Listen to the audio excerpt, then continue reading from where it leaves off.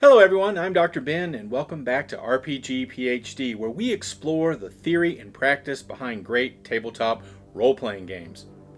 Today we're diving into one of my favorite topics, sandbox campaigns, open world games where the story isn't pre-written but emerges organically through player choices and game master improvisation.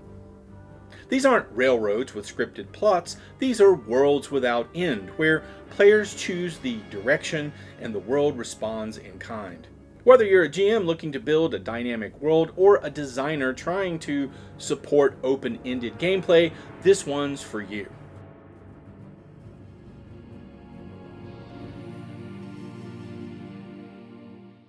Open world or sandbox campaigns trace their roots to the earliest days of Dungeons & Dragons. In a sandbox game, players can choose their own goals and roam the setting freely, rather than being led through a predetermined story. A classic example is the hex crawl, a style of wilderness exploration adventure popular in old school D&D. A hex crawl features a map overlaid with hexagonal regions, each potentially containing interesting locations or encounters. The idea is to populate the map with adventure sites, layers, landmarks, and secrets, then let the players wander as they wish. There is no set sequence or right path. The players might head north into the mountains one session, then decide to trek south into a swamp the next. The West Marches campaign run by Ben Robbins in the early 2000s is a famous modern example of this style. Robbins prepared an unexplored wilderness, the West Marches, filled with dangers and treasures, but crucially, the players decided where to go each session. There was a rotating cast of players and no fixed party. Whoever was available would form an expedition, always starting and ending back in town. Over time, the players collectively mapped the wilds and shared rumors of what they'd found, which in turn spurred further exploration. This open format offered maximum openness in player choice within a cohesive world. Sandbox play is often contrasted with more linear, plot-driven adventures, sometimes derided as railroads. In a railroaded game, the game master has a storyline that players are expected to follow, with each encounter or chapter leading neatly to the next. Sandbox advocates deliberately reject this. Ditch the rails and the pre-planned series of events, as one blogger put it. Instead, the mantra is play to see what happens, a principle embraced in both OSR, old school Renaissance circles, and story-driven games like Apocalypse World. In practice, this means the game master doesn't force a particular outcome or sequence of scenes. You set up an environment and some initial situations, then allow player choice and the luck of the dice to determine the narrative. The story in a sandbox is retrospective. It's the interesting series of events you end up with after a few sessions of cause and effect gameplay, rather than a predetermined plot you set out to tell. Players often find this style rewarding because they feel genuine agency. Their decisions directly shape what happens next. The game becomes a collaborative improvisation where everyone is surprised by the turns the narrative takes. It's worth noting that Sandbox does not mean the game lacks any story or memorable arcs. Early RPG narratives often arose from play even without a scripted plot. For instance, an open-world D&D campaign might naturally produce a story like, our party explored the Forbidden Swamp, angered a lizard man tribe, then rallied allies from a border town to defend against the lizard men's revenge.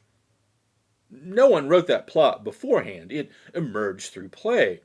Critics of pure sandboxing sometimes worry that a game with no planned story will feel aimless. However, even Gary Gygax, co-creator of D&D, acknowledged that a dungeon master can be a bit of a playwright, not writing a full script, but creating a loose plot outline and setting the stage for players who then act as protagonists. In other words, the Dungeon Master can prepare the world and its narrative elements without dictating player actions. The art of sandbox game mastering often lies in crafting a unique kind of storyless story, where narrative arcs incline but don't determine the course of events. One of the foundations of sandbox play is treating world building as a toolkit rather than a scripted setting.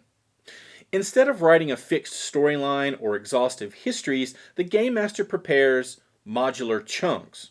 Locations, NPCs, rumors, treasures, that can be used in any order depending on where the players go.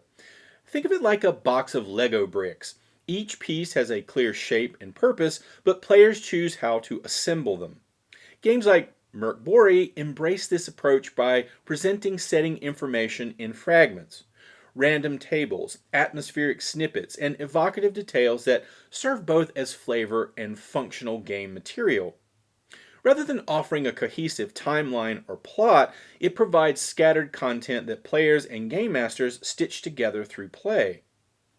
This randomness fuels emergent storytelling, where the narrative evolves based on what's discovered at the table, not what was written in advance. Another strategy is to treat information as treasure. As one OSR designer suggests, instead of dumping lore up front, you embed clues, history, and myths into ruins, relics, and rumors, making exploration itself a form of narrative discovery. Classic tools like rumor tables and treasure maps direct players toward adventure while revealing new aspects of the world. Lore becomes interactive and incentivized, encouraging players to actively engage with it. This modular mindset applies to geography and culture as well. Populate your world with interesting but independent elements. A haunted forest, a thieves' guild, a dragon's lair, a brewing war. Don't worry about how it all fits together right away. Each location should have hooks that invite interaction. A secret, a threat, a clue to something larger. When players show interest, connections can be drawn organically. A shrine in the forest might hold a clue about the dragon. The thieves' guild may be linked to a corrupt noble funding the war. These threads don't need to be decided until play calls for it. As Justin Alexander puts it, don't prep plots, prep situations. Avoid scripting paths and instead stock your world with versatile content. Trying to plan for every possible choice is exhausting and inefficient. Instead, prepare dynamic pieces that can respond to player choices in multiple ways. A helpful principle here is draw maps, leave blanks. Like from Dungeon World. Sketch your world broadly, but leave room for improvisation. Blank areas on the map become opportunities, spaces you fill collaboratively either through play or in response to player curiosity. This allows for flexibility, improvisation, and player-driven development. Games like Numenera use this to great effect. The Ninth World is full of mysterious locations and artifacts left behind by previous civilizations. There's no single narrative path. Instead, the setting offers modular lore that players can uncover and interpret however they choose. One group might dig into a crashed alien ship, another might investigate tribal conflicts, all within the same sandbox framework. In short, modular world design gives game masters a library of reusable, recombinable content. Lore isn't just flavor, it's a flexible toolkit that makes the world feel alive, reactive, and ready for whatever direction the players decide to explore. A great sandbox setting feels like a real place, one that exists whether or not the players are there. Ecological worldbuilding ensures that everything in the world makes sense. The terrain, the monsters, the factions, the economies. There's an internal logic behind where things are and why they matter. This approach, often called Gygaxian naturalism, treats the world like a functional ecosystem rather than just a stage for encounters. In this model, dragons don't just sit in caves for boss fights, they have territory. They impact nearby villages, and they alter the region's economy. Trolls live under bridges because they prey on caravans. Undead exist because someone raised them, and they persist because the cause remains unresolved. The point isn't to simulate every grain of sand, but to create enough consistency that players can reason about the world and strategize accordingly. Factions add another layer. Every group, kingdoms, cults, guilds, tribes should have goals, resources, and behaviors that drive change even without player intervention. If the party ignores a warlord building power in the hills, that warlord might launch an attack. Whether the players stop him or not, a story emerges, one shaped by the world's own momentum and the player's decisions, or lack thereof. This is the core of emergent narrative. The world reacts naturally to what players do. Grounding your world in logic also makes it easier to improvise. Need to know what's in the next valley? Think about the terrain, the local conflicts, and who would logically be there. It helps avoid immersion-breaking moments, like finding an ice dragon in the desert with no context. But if rumors hinted at magical climate shifts, that dragon suddenly makes sense and becomes a mystery worth solving. Small, grounded details often generate adventure hooks. A trade route between cities invites river pirates. A rigid class system breeds political unrest. These natural conflicts become the seeds of new storylines. The goal isn't realism for its own sake, it's about providing players a coherent, responsive world that rewards exploration and clever engagement. Ultimately, ecological world building allows the game master to step back and let the world run itself. You populate it with interconnected parts, wind it up, and let the players decide where to dive in. Their actions ripple through a system that feels real, making the resulting stories feel earned, surprising, and satisfying. Not because you wrote them, but because they happened. At the core of any sandbox campaign is player agency, the idea that players choose their own goals and chart their own course. The Game Master's role shifts from storyteller to facilitator, providing opportunities and information rather than directing the narrative. But to keep things from feeling aimless, sandbox games need clear scaffolding that supports freedom without demanding a fixed plot. One proven method is to start with problems, not plots. Instead of writing linear storylines, introduce interesting situations, monster sightings, mysterious ruins, faction tensions that players can engage with or ignore. These hooks serve as springboards for player-driven action. As players explore, new leads naturally emerge. A map found in one dungeon might point to another. A rumor heard in a tavern might spark a journey. The goal is to give players multiple meaningful options at any given time. To further encourage agency, ask players what they want to do next. This helps align prep with their interests and reinforces that their choices drive the game. Over time, players will set their own objectives. Avenge a family member, map a jungle, start a thieves guild, and you can shape the world to support those ambitions. The player's goals become the fuel for emergent story. A common misconception is that sandbox play means the game master steps back entirely. In reality, the game master must be actively reactive, prepare conflicts, factions, and evolving situations without locking in outcomes. For example, a famine caused by a cursed artifact can be solved in many ways, or ignored with its own consequences. The players decide how the story unfolds, and the game master ensures the world responds logically. For this to work, player choices must have consequences. If they side with one faction, another should react. If they ignore a quest, events may escalate without them. This creates a dynamic living world that changes based on their actions or inaction. Tools like faction clocks used in Apocalypse World, Blades in the Dark, and Stars Without Number help track these changes over time. When factions pursue their goals in the background, players encounter a world that evolves regardless of their presence, but reacts meaningfully when they engage. Maintaining agency also requires trust. Players need to believe their choices matter. Avoid quantum ogres, these situations where no matter what they choose, the same encounter happens. Instead, let paths diverge meaningfully. If they choose the mountains over the coast, show how the world changes accordingly. That includes the freedom to fail. Walking into a dragon's lair at level 1 should be survivable only through retreat or cunning. The game master should telegraph danger, but not block players from risky choices. That's part of what makes those choices real. Ultimately, a sandbox thrives when players set the agenda and the world pushes back just enough to feel alive. Whether they're driven by ambition, revenge, exploration, or curiosity, their goals give the campaign its shape. The Game Master's job is to build a world that listens, responds, and sometimes surprises, turning those motivations into meaningful player authored stories. One of the biggest challenges in running a sandbox campaign is preparation. Players can go anywhere at any time. The solution? Procedural generation and random tables.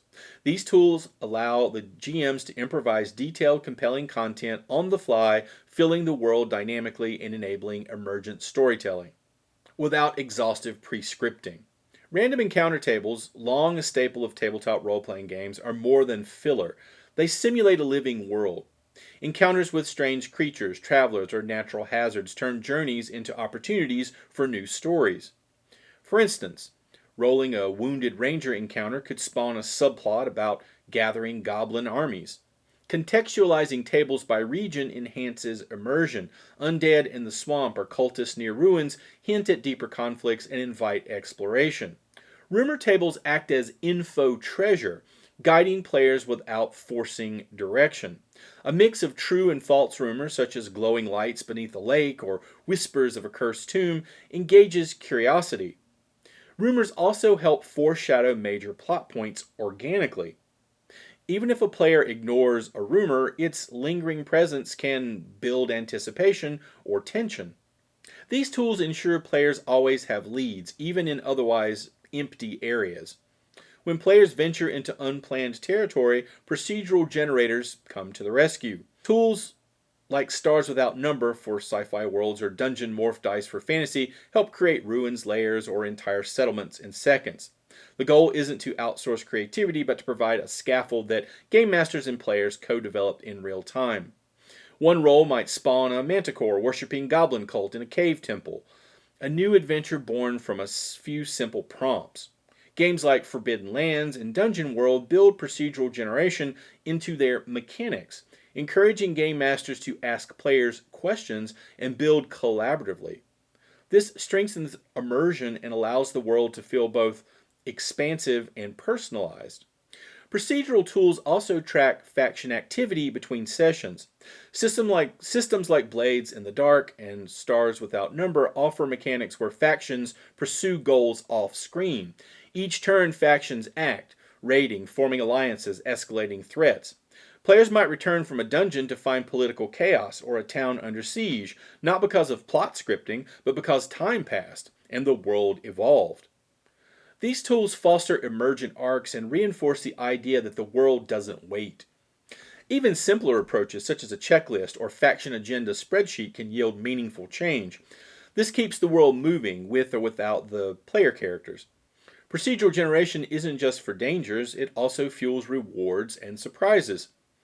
Systems like Numenera offer vast tables of unique items, ciphers that inspire creative problem solving. Rolling up unexpected NPCs can lead to entire storylines. A randomly generated blacksmith might turn out to be a disgraced noble seeking her lost lands. These happy accidents often become the most memorable parts of the campaign. Too much randomness can feel chaotic, so it's crucial to balance structure with spontaneity. Design key areas with intention, but use procedural tools to fill in detail, generate dynamic events, or offer variety.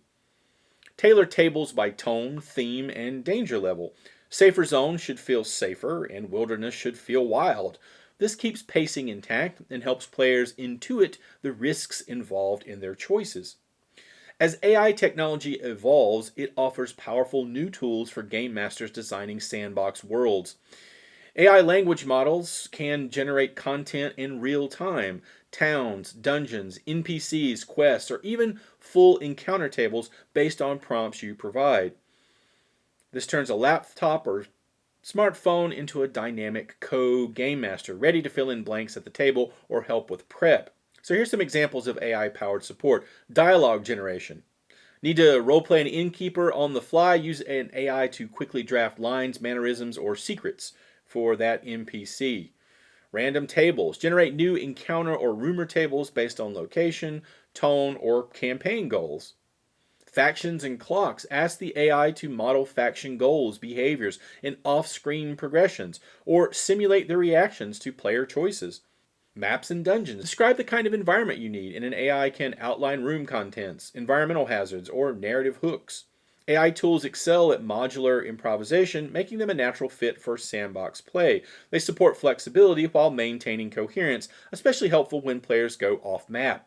Used wisely, they speed up prep, reduce game master fatigue, and enable more reactive player-driven worlds. However, like traditional generators, AI output should be treated as prompts, not gospel. GMs should always filter results through the lens of their campaign's tone and internal logic. If a generated result doesn't fit, tweak it or reinterpret it. Better yet, turn it into a mystery that adds intrigue. Why does this peaceful village have a cursed idol hidden beneath the inn? Well, let's find out.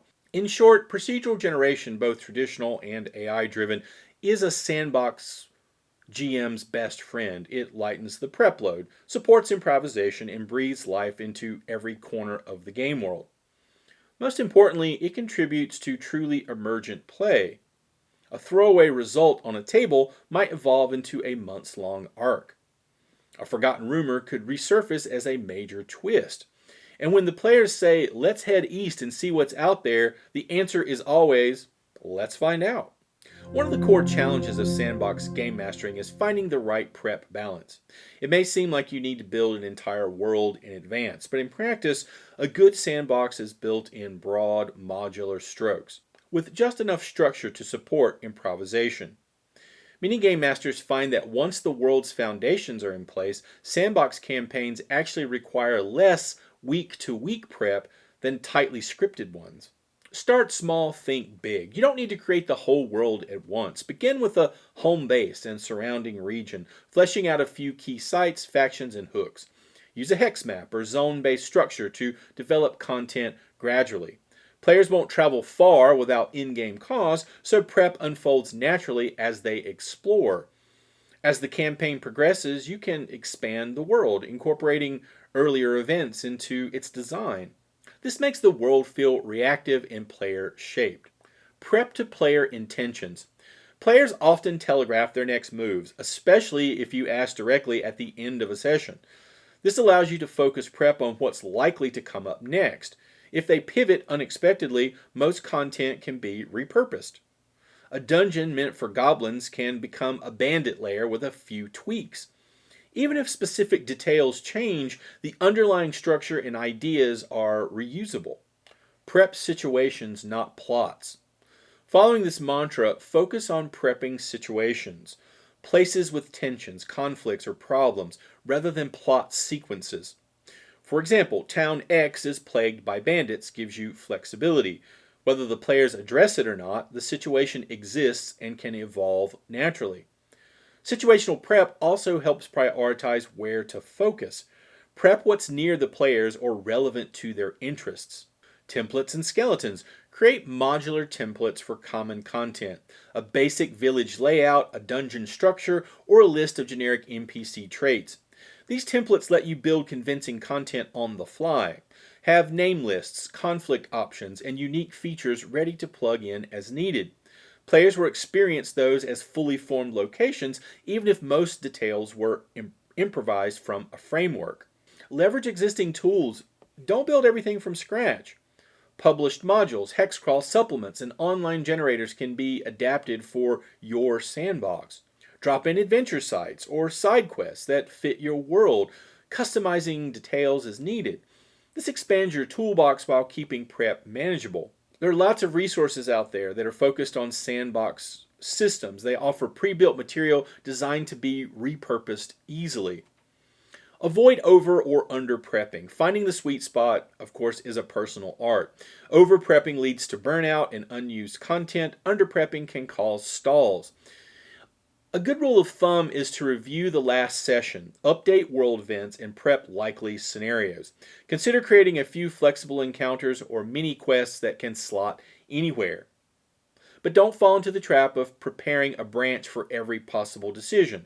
Trust your improvisation backed by structured tools.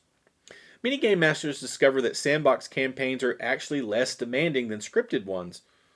Once the world and its factions are in motion, the players generate the momentum. Your job becomes reacting sensibly to their choices rather than orchestrating scenes. You get to play alongside your group, seeing how the story unfolds as a result of their decisions. Finally, remember that not every space needs content. Lulls and quiet moments can give weight to action. A peaceful town or empty desert doesn't need to become a quest hub unless players dig deeper. Quiet sessions, if intentional, can offer welcome pacing shifts. The key is responsiveness. When engagement wanes, drop in a hook or stir a conflict. When players are absorbed in their own goals, give them space to explore. Ultimately, sandbox prep is about being strategic, modular, and player responsive. You don't need to know everything ahead of time. You just need enough to keep the world moving and meaningful, no matter where the players go. A common question for sandbox game masters is whether emergent unscripted stories can offer the same emotional payoff as carefully plotted narratives. The answer for many is yes, just in a different way. Emergent narratives are unique to your group, shaped by player choices and in-game consequences. When arcs form organically, the result often feels more authentic and emotionally resonant, precisely because no one planned it. Player investment creates emotion. Players are more likely to care about storylines they choose to engage with. If they protect a hamlet from a necromancer early on, and that same village is later attacked by the necromancer's master, the emotional weight of the moment hits harder. It's not a scripted twist, it's a meaningful consequence of their earlier actions. Game masters can support this by paying attention to what players value and bringing those threads back into play. If a player bonds with an NPC, that NPC can reappear in a pivotal moment. These callbacks create satisfying arcs that feel earned. Arcs in hindsight. Often players only see the story arc in retrospect. A string of loosely connected adventures may, over time, reveal a theme. The rise of a character from humble roots, the decline of a once great kingdom, or a long-standing feud coming to a head. Game masters can help reinforce this by highlighting connections and escalating recurring threads. Not every seed will bloom into a full storyline, and that's okay. Focus on the ones that do. A campaign might start with a prophecy about a dragon, but end up revolving around political intrigue, because that's what captured the player's interest. Character-driven development. Sandbox play gives players space to develop personal character arcs. A player might want to reclaim a family title, master forbidden magic, or become a famous duelist. With fewer constraints from a fixed plot, the game master can weave opportunities into the world. Rival knights, lost tomes, dangerous mentors. These arcs grow from meaningful play, not narrative fiat. If a rogue keeps making morally gray decisions, the game master might introduce NPCs that challenge their alignment. Whether they seek redemption or lean into villainy is up to them. Either way, it's satisfying because it was chosen, not imposed. Even without a planned plot, the world itself can carry a background arc, a looming war, a rising cult, a prophecy. These arcs emerge as players interact with the world. For instance, they might dismiss early cult activity, only to later discover the group is summoning an ancient evil. Suddenly, the campaign has a meta-plot that formed organically. Not every group will follow these threads, and that's fine. The story that does emerge, whether world-shaking or intimate, will be meaningful because it came from play. One of the joys of emergent play is the collaborative storytelling it enables. Players often speculate, build theories, and interpret clues, sometimes creating better ideas than what the game master planned. When those theories become true, it empowers players and strengthens narrative investment. If they guess that a forest spirit is a long-lost queen and the game master says yes, they get a moment of insight and ownership that's rarely possible in tightly plotted games. Not all emergent arcs wrap neatly. Sometimes campaigns end mid-thread or plots remain unresolved, but that's part of the charm. Sandbox stories often feel like life, full of detours and unfinished business. When a campaign does reach a natural endpoint, defeating a major villain, founding a kingdom, game masters can emphasize the climax and invite player epilogues. These reflective moments tie character arcs in a collaborative way. A knight who started as a farmhand might end up lord of a keep, and the group can trace that arc back to its humble beginnings. Emergent narratives may lack the clean structure of pre-written plots, but they shine in emotional authenticity, spontaneity, and shared authorship. Every twist is the result of real choices. Every payoff feels earned. They're the war stories you tell after the campaign ends, not because they followed a perfect arc, but because they were yours. One of the key risks in sandbox play is the dreaded dead zone, regions where nothing compelling happens, stalling the narrative and disengaging players. Unlike linear campaigns, sandboxes require active pacing from the game master. Fortunately, with a mix of thoughtful prep and improvisation, you can keep your world feeling full of life and possibility. Seed the world with hooks. Prevent aimless wandering by saturating the world with rumors, leads, and points of interest.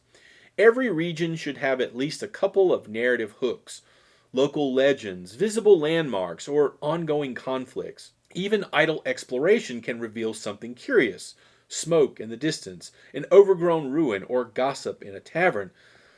Include a default action that players can fall back on, like seeking rumors or accepting odd jobs to keep momentum going. Make travel meaningful. Travel should feel like a part of the adventure, not a chore. Use the rule of two. Insert at least one discovery and maybe one challenge per significant journey. This keeps travel memorable without becoming noise. In especially barren areas, shift gameplay to survival mechanics, navigation, supplies, environmental hazards. When done well, even deserts and oceans become interesting on their own terms. Keep the world evolving. Avoid stagnation by ensuring the world responds to player actions. Cleared dungeons can be reoccupied. Ignored sites may escalate in threat. Returning to familiar places should reveal change, reinforcing that the world isn't static. Even seemingly quiet zones can become active again due to in-world developments. Bandits moving in, factions exploiting power vacuums, or a natural disaster reshaping the landscape.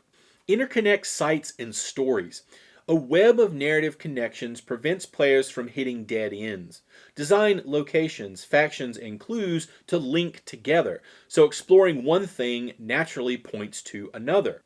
A dungeon might contain a map to another site. A captured NPC might mention a rival guild. These layers make your world feel deeper and reduce the chances of players finishing one thread and finding themselves directionless. Improvise to fill gaps. Sometimes players veer into areas you hadn't prepared. When this happens, improvise. A quiet valley can suddenly feature a petrified forest and even a basilisk.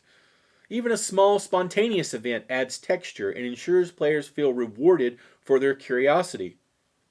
Don't stonewall if nothing happens. Instead, treat their interest as a cue to invent something consistent with your world's tone. Support agency with purpose. Too much freedom without structure can overwhelm. Help players define their goals and motivations, both as individuals and as a group. A shared party objective, like mapping a region or seeking a legendary relic, founding a guild, gives direction during quiet moments.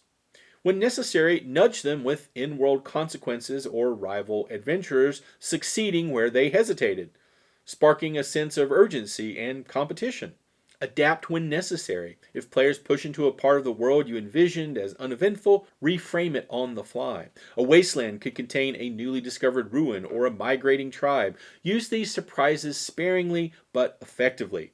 You're not railroading, you're responding dynamically to keep things engaging. As long as the world feels internally consistent, players won't mind a bit of dramatic timing. Watch the pacing.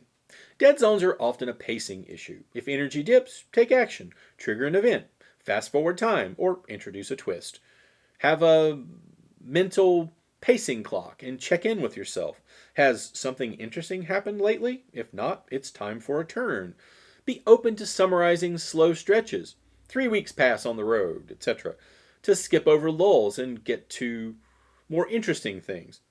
Players usually prefer focus and rhythm over endless wandering. In a well-run sandbox, dead zones become rare. With a world full of hooks, dynamic elements, and player-led goals, even the quiet moments serve a purpose. The key is not to plan every detail, but to always have something interesting ready or be ready to make something up. When players learn that every path leads to possibility, the sandbox stops feeling empty and starts feeling infinite. So, what does it really take to build a world without end? It takes trust in your players, in your prep, and in the process. It means designing a world that's rich with potential but not locked into outcomes. It means thinking like an ecologist, a historian, a dramatist, and sometimes just a curious wanderer. Most of all, it means stepping back as a game master or designer and letting the players leave their mark on the map. In a well-crafted sandbox, the world feels alive. Factions clash, mysteries unfold, consequences ripple, and none of it needs to be scripted. The stories that emerge might not follow a tidy arc, but they're authentic, player-driven, and often unforgettable. That's the magic of emergent narrative. It doesn't come from writing the story in advance, it comes from playing it into existence. If you found this deep dive helpful, go ahead, like, share, and subscribe to RPG PhD. It helps the channel grow and keeps the conversation going. And as always, thanks for watching. See you next time.